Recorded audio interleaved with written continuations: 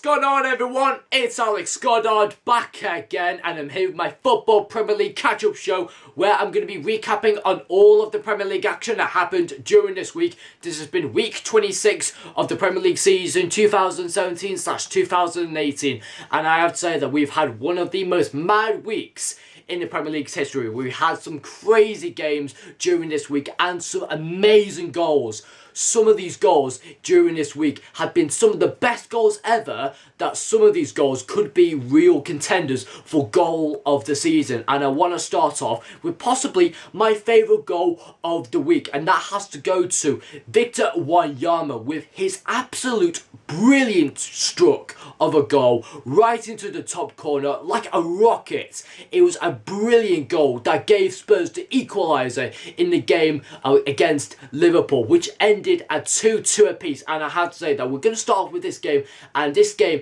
was possibly the best game of the week.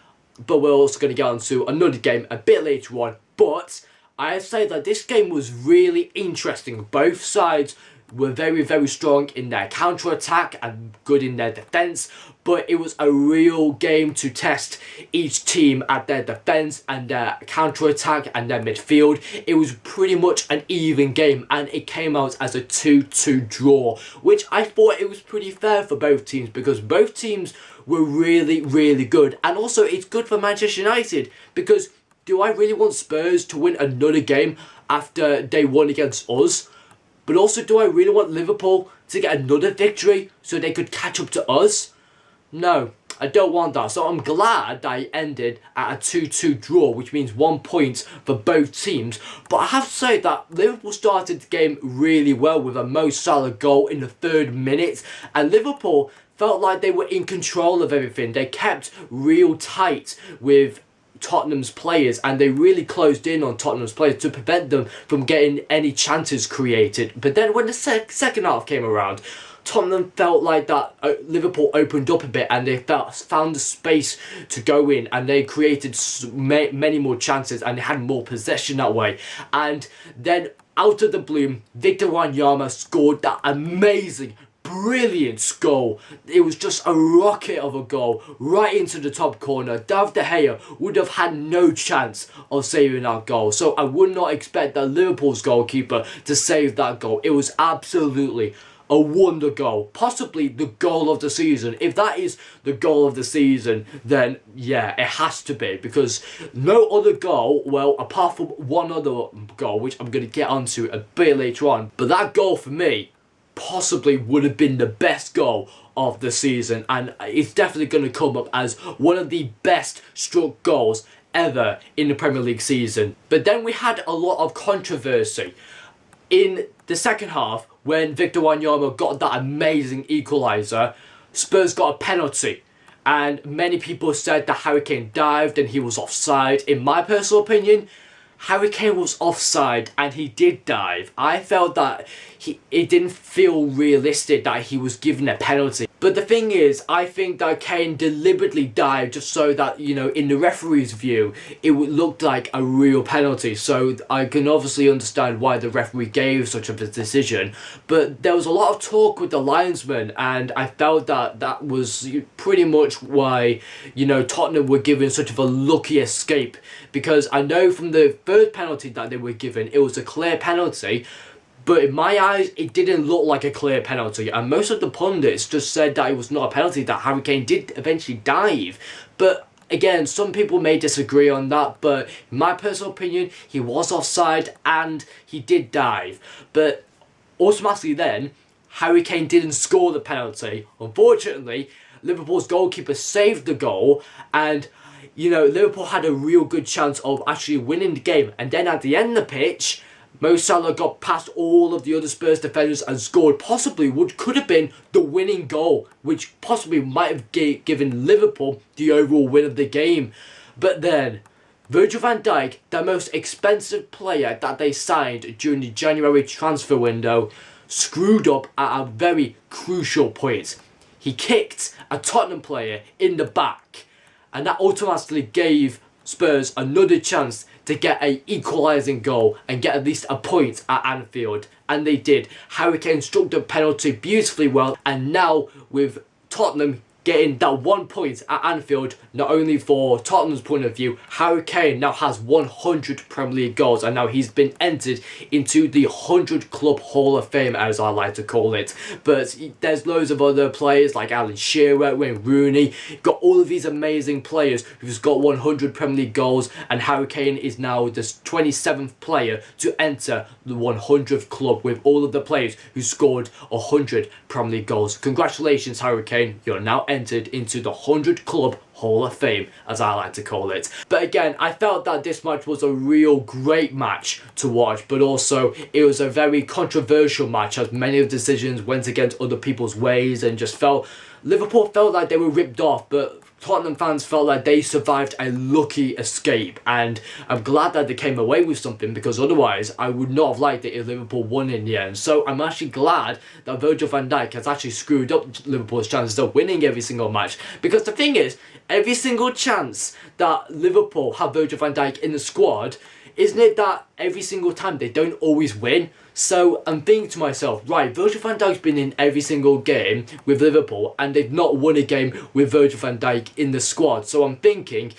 was it a bit of a downside signing Virgil van Dijk, because you're basically drawing and losing all of these games with Virgil van Dijk in the squad? But again, enough of Liverpool and Spurs. We're going to move on to another upsetting game, which was Chelsea versus Watford, and Watford got an impressive 4-1 victory against the champions Chelsea. Oh my days. Watford were surprisingly the better team in this match. Chelsea, just again, they didn't care. There was no energy, there was no passion from the Chelsea players, and the defence, wow, that's been the poorest piece of defending that I've ever seen from Chelsea. And the thing is, I think Chelsea are going to get one more opportunity. If they fail to beat West Brom at home, then Conte's gone. Conte will be fired from Chelsea, because I feel like that from this loss, losing to Watford, of all teams, like Bournemouth did, Watford felt like they had a really good chance of getting something good out of this. If Bournemouth could do it, certainly Watford could do it, and they certainly did. They were obviously the best side than Chelsea. Chelsea, they had a few good chances. Eden Hazard scored a really good goal, but then 2 minutes after, Watford scored a second, they scored a third, and then automatically at the very end they scored a fourth. So all of Chelsea's back line completely collapsed when the second goal went in, and then the third goal, and then Chelsea pretty much didn't care after that, and it was such a embarrassing defeat to Chelsea that it just blew my mind. When I heard the result of 4-1 to Watford against Chelsea, yeah, you saw this face.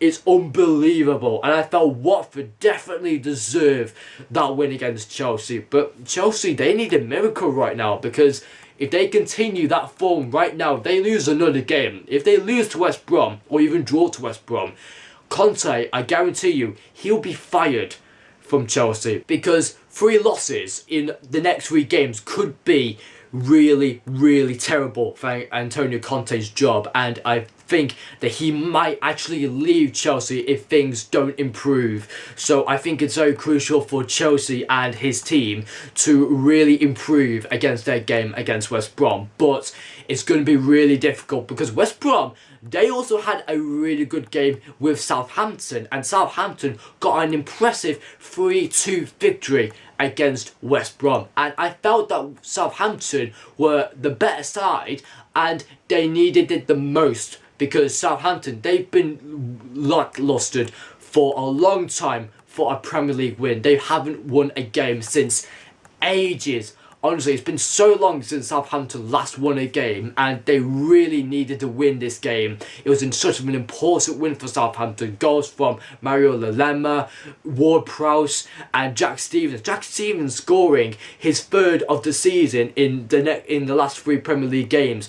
Honestly, Jack Stevens is on fire right now, and I feel like that he's going to score in the next game. I don't know who Southampton are against then, but I'm going to have to look it up. But Southampton, they were honestly fantastic against West Brom, and West Brom had some really good chances, and they got back into the swing of things when Rondon scored the second goal. I thought that Southampton were looking to a draw, But Southampton did really well defensively to keep West Brom out of hands, and they got the win eventually. And I'm really so happy for Southampton because they are one of my favourite teams, and I always find that Southampton is such a very underrated team, and they are always so unappreciated. But finally, they got their win in the end. And also another team which I have to say is really unappreciated, and that's Bournemouth. Wow, coming against a win against Chelsea in the previous week. This week, they won 2-1 against Stoke. Obviously, of course, Stoke got the opening goal in the first 5 minutes, but then Bournemouth came back stronger and they got the equalising goal, and then suddenly they got the second goal and won the entire game. That's how strong Bournemouth are, and they are a real fighting force. They work so hard to get good results, and Eddie Howe is possibly one of the best managers that I've seen during this month because he's been working so hard with the rest of the players. And I think during this results, I feel like that he's been working so hard with the players. He's been grinding out results really well. Games against Arsenal, won against Arsenal, they won against Chelsea, won against Stoke, and all of these teams that they keep on winning at home and away, it's actually building up momentum for Bournemouth, and they can really continue this throughout the rest of the season. I actually thought at the start of the season they were doing terrible, they were never going to get back on form, but my word, has things changed around for Bournemouth. However, for Stoke's point of view, I feel like they are getting good results, but time will come with a new manager, and I feel like that again, Zona Markin was a bit lackluster in this game, and I felt that Stoke just had a real tough time against Bournemouth, because the thing is, Bournemouth are in better shape right now than Stoke, but I have to say that Bournemouth is a really good team, because just looking at their squad, they've got Josh King, who I think is possibly the best player in their team, as well as with Callum Wilson, and I think, who else?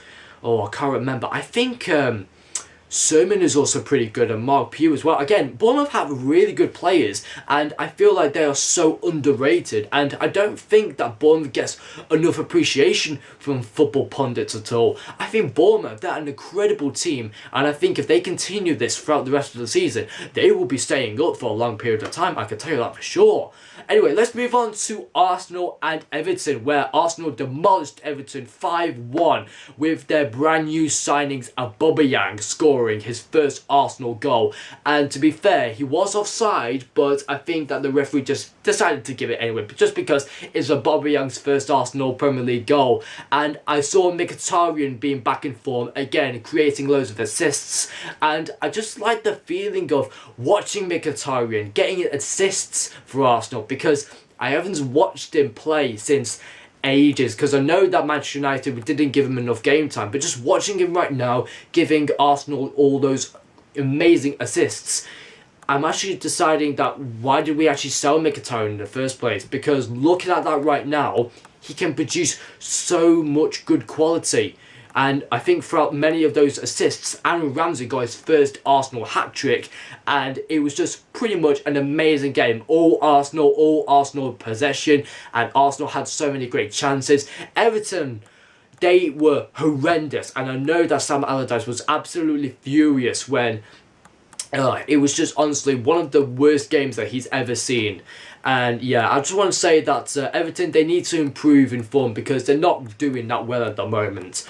Manchester United got a 2-0 victory against Huddersfield, which was a comfortable victory, yes. But again, I think they really need to put some more energy into games right now, because I always feel like that the first half, it's always very boring. But then when we get to the second half, we're going to hopefully create more chances. And then out of the blue, we had a few penalty claims in this match, and I know in the first half, Scott McTominay got barged in the head, and I thought that was the blatant penalty, but nothing was given. But then we got a second penalty, and guess who? Alexis Sanchez scored his first ever Manchester United goal. And to be fair, he struck it really well, although he came off the rebound, but he scored it again. And that gave Manchester United the 2-0 victory against Huddersfield. And obviously Romelu Lukaku getting on the score sheet for the first goal.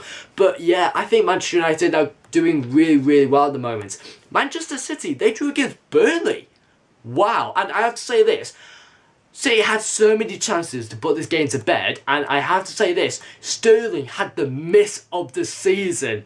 One of the most easiest chances you could ever put away, and Sterling missed it. Oh my days, that has to be the miss of the season.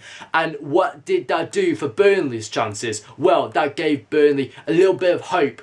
And then Burnley found the important equaliser to draw against Manchester City. And I felt Burnley were really fantastic. Although in the second half and in the first half they weren't gaining possession a lot, Manchester City came into the game with a goal from Danilo, really well struck goal. But then I felt that with Manchester City wasting all of their chances to finish off Burnley, Burnley got back into the swing of things and they scored the important equaliser that gave them a real valuable point against the leaders Manchester City. So it was a really great result for Burnley.